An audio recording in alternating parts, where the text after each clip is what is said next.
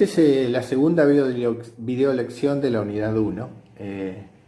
Esta es la segunda parte de la unidad 1 del conocimiento científico, sería la video lección 1B.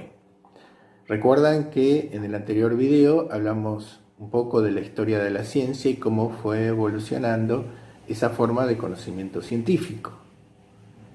Y también después abordamos, dentro de ese proceso de desarrollo que fue visto con una idea muy evolucionista y desde una perspectiva positivista, otras perspectivas, fundamentalmente dos de otras, entre otras, que es la de Karl Popper y la de Thomas Kuhn. Recuerden ustedes que hay otras formas de entender el progreso del conocimiento científico o la misma labor de la comunidad científica tradicionales que están en la bibliografía y que ustedes pueden consultar. Pero creemos que quizás las dos formas más difundidas o en que han tenido más impacto ha sido el fasacionismo de Popper, proveniente de la epistemología, y por otro lado, proveniente de la historia de la ciencia, la idea de las revoluciones científicas que en su momento, en la década del 60, escribió Thomas Kuhn con el libro que ya les mostré y que va a ser motivo de consulta parcial por parte de ustedes. Bueno, hoy fundamentalmente lo que nos toca es ver y preguntarnos cuáles son las características del conocimiento científico. En este sentido, valdría hacer una distinción entre ciencias fácticas y ciencias formales. Si bien todas las ciencias abrevan de un mismo protocolo o hay una cierta unidad metodológica de los pasos a cumplir, hay dos gran campos, hay otras divisiones posibles del campo de conocimiento científico, pero hay dos grandes campos particulares. Nos estamos refiriendo fundamentalmente a las ciencias formales, ¿sí?, y a las ciencias fácticas. Las ciencias formales son aquellas que tienen como objeto de estudios objetos ideales, ¿sí?, como fórmulas, números, teoremas, ¿sí?, y que se manejan normalmente con el método deductivo, ¿no? Pensamos en las matemáticas, por ejemplo, o en la lógica formal. Mientras las ciencias fácticas, a diferencia de las ciencias formales, lo que tienen son fundamentalmente como objeto de estudio objetos materiales, objetos de contenido empírico concreto, es decir, se especializan en hechos de la realidad. De estas ciencias es de las que vamos a hablar cuando hablemos de ciencia de aquí en más.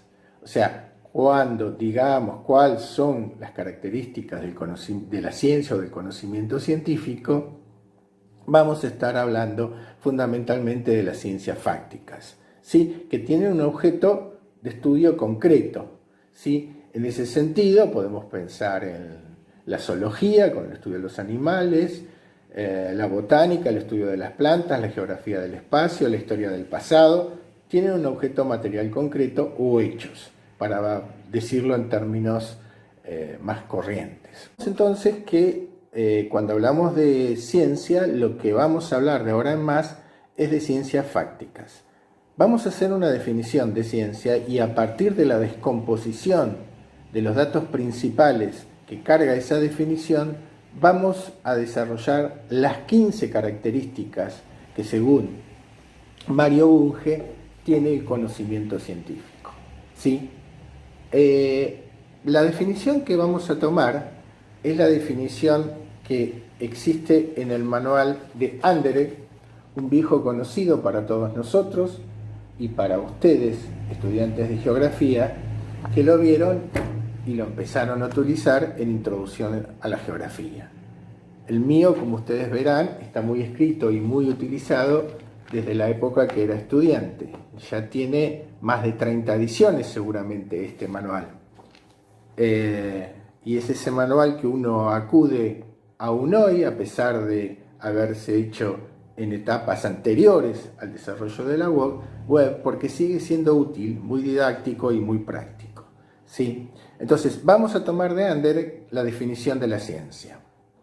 Anderegg dice que la ciencia es un conjunto de conocimientos racionales, ciertos o probables, que obtenidos de manera metódica y verificados en su contrastación con la realidad, se sistematizan orgánicamente, haciendo referencia a objetos de una misma naturaleza cuyos contenidos son susceptibles de ser transmitidos. Esta definición, que es una definición bastante aceptada por los epistemólogos, por los sociólogos de la ciencia, por los historiadores de la ciencia, que tiene una carga normativa bastante importante para aquellos que quieran adentrarse en la investigación, nos echa de alguna manera las pautas de cuáles son las cualidades principales de este conocimiento científico. Sí, primeramente, el conocimiento científico es fáctico. ¿Esto qué quiere decir? Que de alguna manera la ciencia siempre parte de hechos que se encuentran en la realidad. Y de alguna manera los describe. Lo describe dejando de lado aspectos emocionales o aspectos poéticos y vuelve sobre ellos de una manera muy particular, porque vamos a ver que de alguna manera los convierte en datos. Pero lo que es importante, no existe ciencia si no existen hechos, ¿sí? Después es otra discusión si los hechos son anteriores a la teoría o la teoría es la que crea los hechos, y tendrá que ver con los posicionamientos que tengamos desde el punto de vista cognitivo con respecto a qué significa conocer. Pero sí siempre se parte de hechos, ¿sí? Hace un rato hablábamos de cuáles son las ciencias fácticas y cuáles son los hechos definidos en términos generales que cada una de ellas estudia. ¿Sí? Este segundo punto, que es partir de los hechos, nos lleva al segundo punto o característica de la ciencia. La ciencia trasciende los hechos. ¿Esto qué quiere decir? Que fundamentalmente los hace hablar.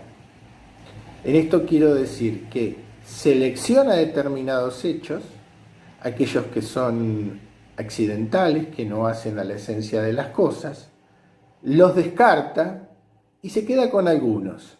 Fundamentalmente, la ciencia en ese camino de trascender los hechos, lo que hace es librarse de alguna manera de esas apariencias, de lo que puede ser la producción de un conocimiento vulgar que se quede solo en la superficie de las cosas. ¿Sí? Entonces, parte de los hechos, trasciende los hechos. La ciencia es analítica. ¿Por qué? Un científico lo que hace fundamentalmente es descomponer un todo. ¿Sí? Es interesarse por ese mecanismo interno, por esa caja negra que de alguna manera no conoce. Destartala ese todo, lo separa para reconstituirlo después en un proceso que nosotros podemos llamar sintético. O sea, que no se queda con ese totum revolutum, sino que lo arma con algún criterio para devolver una síntesis. Piensen ustedes que este camino de descomponer y estudiar cada las partes de un todo para después recomponerlo es lo que ha hecho, por ejemplo, la metodología de la geografía regional. Si ustedes se ponen a pensar en algunos libros metodológicos antiguos de geografía regional o cómo trabajaban algunos de esos geógrafos regionales de la escuela francesa o latinoamericana o argentina, van a ver que sobre un espacio delimitado estudiaban las partes. Las partes eran las distintas ramas de la geografía. Profundizaban sobre la biogeografía, profundizaban sobre la geografía humana, profundizaban sobre la geografía de la circulación, y de alguna manera las partes de ese todo, de ese espacio. Y después se recomponían en un único relato que de alguna manera captaba la singularidad de ese espacio y que denominaban región. ¿Sí? Entonces ese camino de descomposición y reconstitución en una síntesis fue propio de una metodología que podemos reconocer en la geografía, ¿no es cierto? En la geografía más tradicional, en la geografía más hegemónica, en la geografía francesa. ¿Sí? La ciencia se especializa. Esto es muy importante tenerlo en cuenta porque de alguna manera al enfrentarse ante la realidad el hombre va a ir reconociendo cosas diferentes. Por un lado va a reconocer la materia y por el otro lado el espíritu. Por un lado va a reconocer entonces la materia natural y por el otro lado el espíritu. Esto va a dar lugar a las dos grandes avenidas de la ciencia, las ciencias naturales y las ciencias humanas. A la vez esa dualidad se va a manifestar, por ejemplo, en la razón y en la experiencia. La razón parece reservada a las ciencias formales y la experiencia a las ciencias que pueden experimentar a través de la observación o la observación provocada, como se ha llamado la experimentación, porque manejan hechos. Ahora, no es que las ciencias fácticas no utilicen instrumentos de las ciencias formales. De hecho, las matemáticas, la geometría, ni hablar de la lógica formal, están presentes como aparatos deductivos en el estudio de los hechos. Entonces, esa especialización que es muy entendida en ese sentido y que lleva de alguna manera a ser más detallado con los objetos de estudio, es propio de la ciencia. ¿Sí? Pues hay una característica que tiene mucho que ver con las formas de expresión de la ciencia, ¿no? Y que tiene que ver que la ciencia debe expresarse en un lenguaje claro y distinto.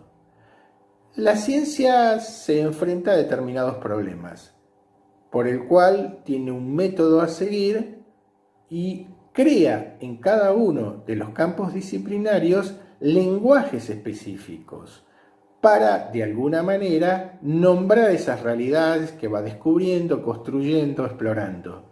Crea términos observacionales, conceptos, fundamentalmente, y en ese sentido, eso puede resultar un tanto complejos para los no iniciados en el campo.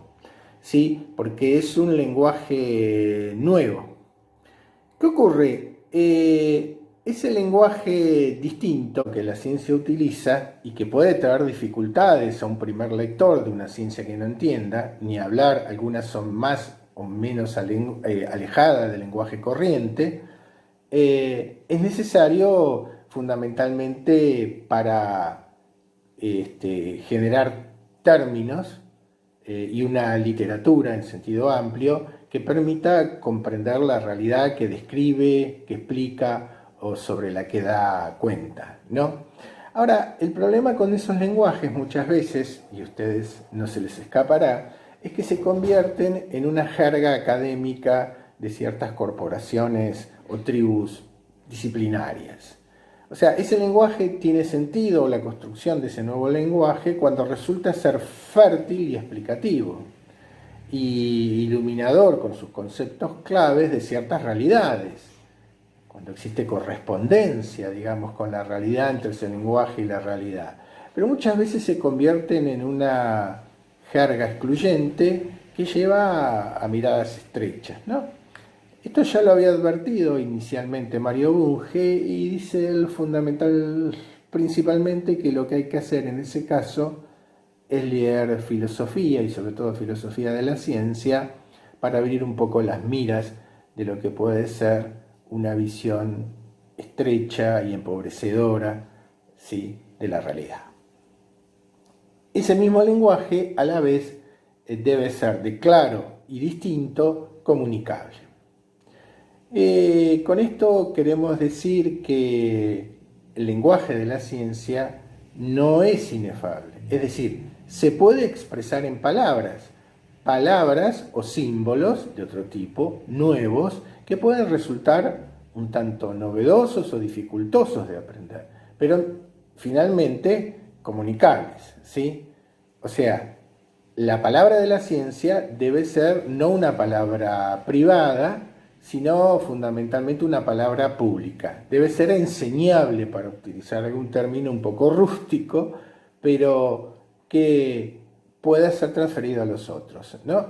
En ese sentido, uno podría está tentado de traer a cuento un ejemplo de lo que no debe ser la ciencia, ¿no? Hace unos años, en un telenoticiero que se daba mucho por averiguar sobre fantasmas, demonios y platos voladores, se entrevistaba a un brujo que había saneado una casa de sus demonios. Y el periodista le preguntaba, le interrogaba sobre la situación o qué demonios moraban en la casa y cómo es que los habían sacado, cuál era su método para sacar, si él lo podía comunicar. Bueno, este brujo lo que decía que fundamentalmente esa capacidad que tenía no era enseñable, sino que era un don que le había dado Dios y que era reservado al mismo y que era de alguna manera algo que no se podía transmitir, que solo él lo tenía. Bueno, eso no ocurre con la ciencia, aunque a veces da la impresión en algunos científicos que parece ser que es un don y no un saber aprendido que puede ser enseñado. Algo muy importante que está en el terreno y más relacionado con las dos primeras características que vimos es la relación con los hechos. La ciencia debe ser verificable. ¿Esto qué quiere decir? Que cualquier proposición, conjetura, hipótesis, enunciado que hacemos sobre la realidad, como estamos hablando de hechos, tienen que poder ser puestos a prueba.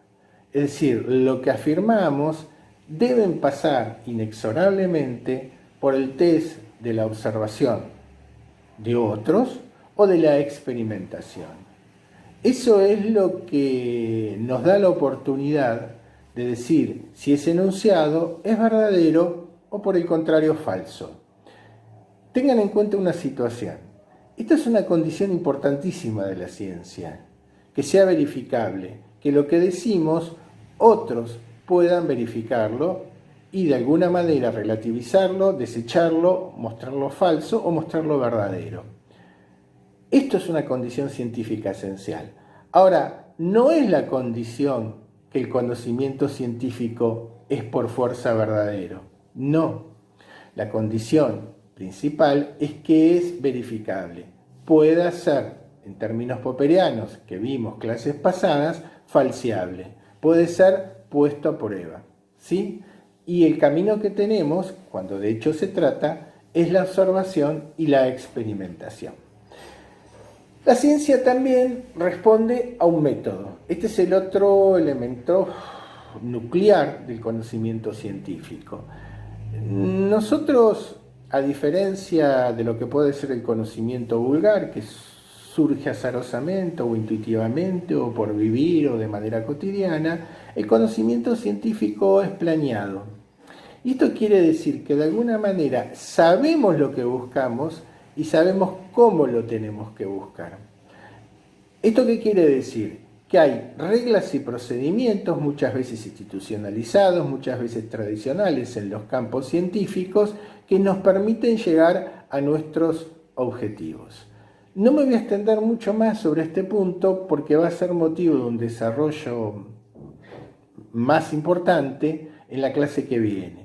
Sobre todo cuando pensemos en el método en términos históricos, en las discusiones metodológicas y pensemos la diferencia entre métodos y técnicos, que suele ser un problema a veces para diferenciar unos de otros. Tampoco hay que tomárselo muy a pecho, sino que nos vamos a dar cuenta, sobre todo en las ciencias sociales, que muchas veces se habla de métodos y técnicas en forma indistinta y un tanto confusa, ¿sí? Pero no es un problema serio esto. La ciencia es sistémica. Esto quiere decir que fundamentalmente responde a una mirada en donde la visión es global y lo que busca es plantear una organización lógica y relacional entre las partes de un todo. Esto de alguna forma uno lo puede entender cuando se da cuenta que los avances del conocimiento en ciertos campos científicos aportan a otros campos científicos y tiene consecuencias e influencias sobre otros campos científicos. Esa mirada holística lo que nos muestra es que cada una de las partes hace su contribución y trae consecuencias sobre las partes consiguientes y sobre el todo, ¿sí? Quizás esta idea de sistema que funciona como un todo global y que genera distintos cambios, la comprendemos, sobre todo si pensamos en las aplicaciones de las teorías de los sistemas a la geografía. Piensen ustedes, por ejemplo, en un sistema en geografía física de cuencas, o piensen ustedes en un sistema de transportes, o en un sistema de funciones regionales, o un sistema urbano, y van a comprender esta idea rápidamente de por qué la ciencia en su conjunto se mueve como un todo, ¿no? Otra condición es que la ciencia lo que busca no son hechos aislados, sino generalizaciones, ¿sí? Que de alguna manera cubran todos esos hechos observacionados. Todos esos hechos observados quedan de alguna manera subsumidos en esos enunciados generales. La ciencia lo que no soporta son hechos aislados, no singulares, aislados. Con esto quiere decir que de alguna manera la operatividad del método científico lo que hace es subsumir esos hechos aparentemente aislados dentro de una clase o tipología. Y con eso les otorga cierta generalidad. Bunge dice que acá se juega la esencia del conocimiento principal de la ciencia.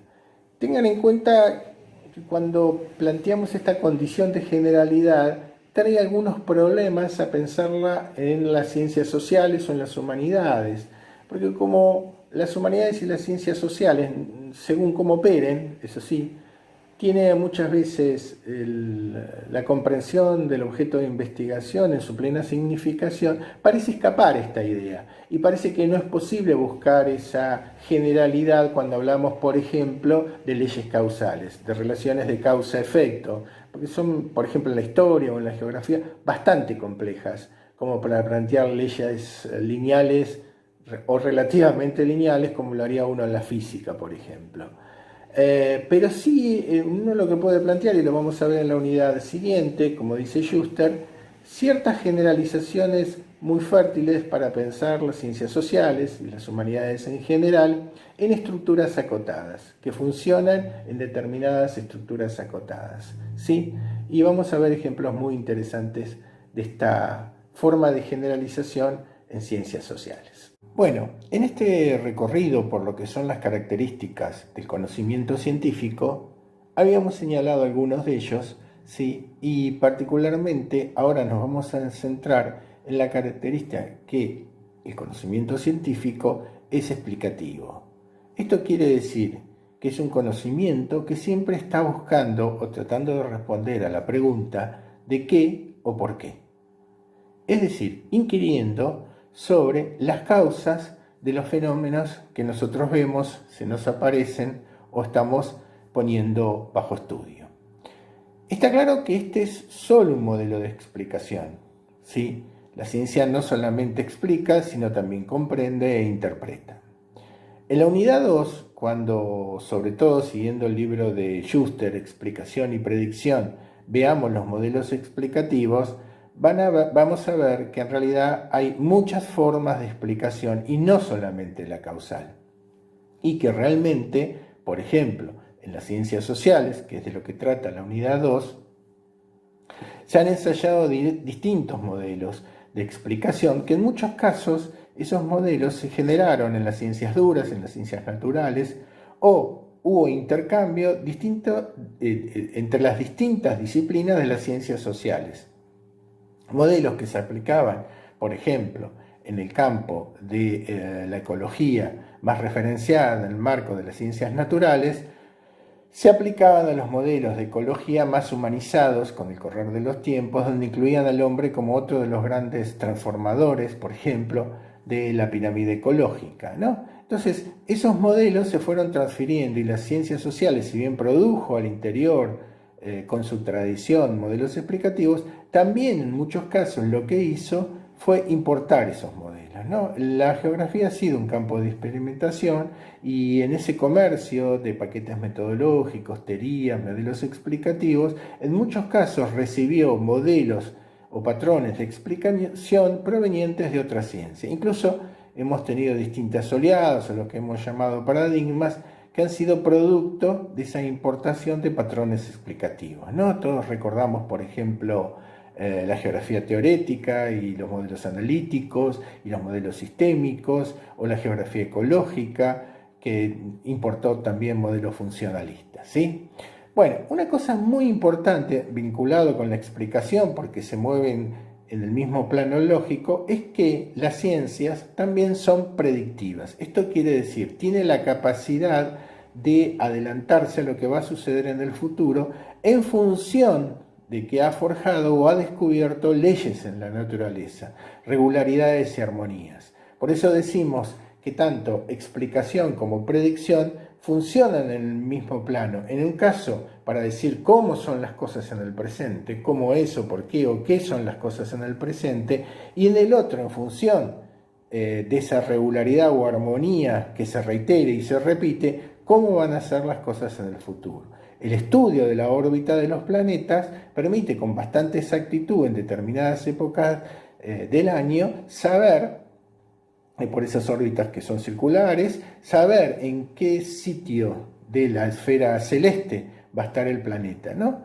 La sucesión de las estaciones, por ejemplo, en la Tierra, son de alguna manera regularidades que permiten hacer predicciones. A veces las predicciones, claro, son construcciones racionales bastante más complejas, ¿no? Y fallan porque o las leyes están equivocadas y tienen que contrastarse con la realidad y retroalimentarse, o bien los datos son incompletos. Si ustedes se ponen a pensar ahora la incertidumbre que hay con la evolución del virus, del coronavirus y la enfermedad fundamentalmente, tiene mucho que ver con esta idea, que no se lo conoce muy bien, que los datos son incompletos, que no se sabe muy bien cómo va a subir la curva de contagiados y el porcentaje de las personas más y menos afectadas. Entonces, es un problema que, como dirían algunos especialistas, hasta 2 meses no se lo conocía y se lo tiene que estudiar. Conforme los datos sean más completos y se puedan forjar leyes o regularidades más complejas, las capacidades predictivas van a ser mayores, ¿sí? Lo mismo ocurre, por ejemplo, ustedes lo habrán visto en los estudios psicológicos, que hay deterioros ambientales que pueden ser pronosticados e incluso revertidos fácilmente en muchos casos. Un proceso, por ejemplo, de salinización de suelos agrícolas puede pronosticarse de acuerdo a estudios geomorfológicos y a la vez puede intervenirse con ciertos elementos, con cierto capital y tecnología para revertirlo. Ahora, hay otros que son bastante más complejos. Se sabe que va a aumentar el nivel del mar, que va a haber aumento de la temperatura, de hielo de los casquetes polares, pero a ciencia cierta no se sabe muy bien de cuánto va a ser la elevación del nivel del mar, los efectos que va a tener sobre las especies. Quizás al corto plazo pueda hacerse una predicción más certera, pero no a mediano y largo plazo, donde la franja de error se amplía y las capacidades de predicción son menores. Entonces, si hay malas predicciones, es en realidad un fracaso, pero la ventaja que se tiene es que las predicciones, al igual que los modelos explicativos, los modelos de predicción, pueden corregirse en función de los datos, son perfectibles. Es diferente la predicción de la profecía. La profecía es mágica, es una revelación, es algo que el hombre aprende de manera directa y no se debe a mecanismos racionales o que pueden ponerse en discusión, ¿sí? Entonces, una cosa es la profecía y otra cosa es la predicción, que está basado en un debate abierto sobre los modelos que se siguen. La otra característica de la ciencia, que como forma de conocimiento es abierta. Se puede cuestionar absolutamente todo siguiendo los mecanismos de los cuestionamientos racionales. no acepta dogmatismos, ni ceremonialismos, ni autoridades consagradas, ¿sí? Y esa es la capacidad que tiene la ciencia de ser cuestionada de manera constante, en sus resultados, en sus conclusiones, en sus perspectivas, en sus marcos teóricos, ¿sí? Y finalmente la ciencia es útil, ¿no? En los últimos años lo que ha demostrado que hay una gran vinculación entre ciencia y tecnología. La ciencia, a través de su investigación, lo que crea es mercancías y aparatos tecnológicos y formas, por ejemplo, de organización de la sociedad para subsanar necesidades y problemas de la sociedad. ¿Sí? No se puede pensar en una buena política sanitaria y gestión sanitaria si no se tiene información cuantitativa y cualitativa concreta sobre un territorio. ¿Sí? Eso es una forma de aplicación de un modelo de gestión de políticas que está basada en estudios científicos profundos, ¿sí? Entonces, desde ese punto de vista, la ciencia es útil y por eso los agentes principales de los distintos estados, estatales, agentes privados, corporaciones, pagan por producir ciencia. Con esto terminamos las 15 características que tiene la ciencia, siguiendo fundamentalmente a Mario Bunge y partiendo, como hicimos, de una definición de Ezequiel Anderegg. Bueno, con esto terminaríamos la primera parte de la unidad 1.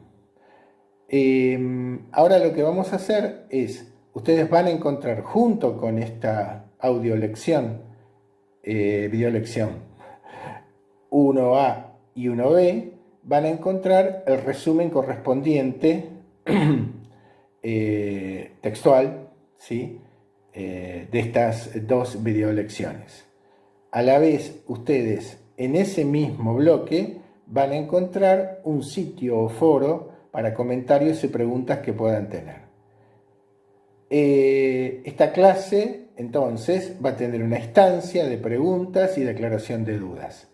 La idea que yo tengo en principio es que recoger esas dudas y responderlas en la próxima clase por este medio que estamos utilizando ahora.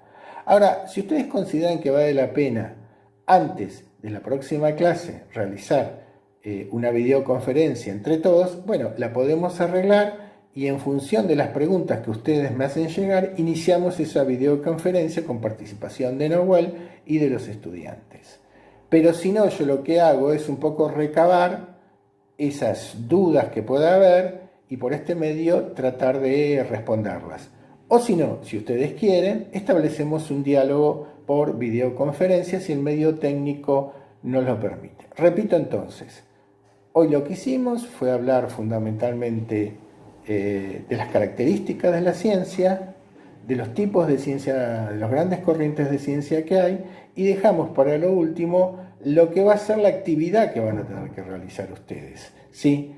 Quiero decirles que también es importante que lean la bibliografía. Si bien en el transcurso de la clase yo un poco me centré en los autores y los textos principales, quiero decirles que hay otra bibliografía que ustedes pueden leer junto con las correspondientes a los prácticos. Los prácticos no necesariamente van a estar en sus contenidos fuertemente relacionados con los teóricos, no siempre va a ser así. En algún caso, los prácticos están más concentrados en las unidades de geografía, fundamentalmente en la 3 y en la 4. Bueno, manténganse con salud, traten de pasarla lo mejor posible y les deseo la mejor de la suerte y quedo a su disposición. Salud.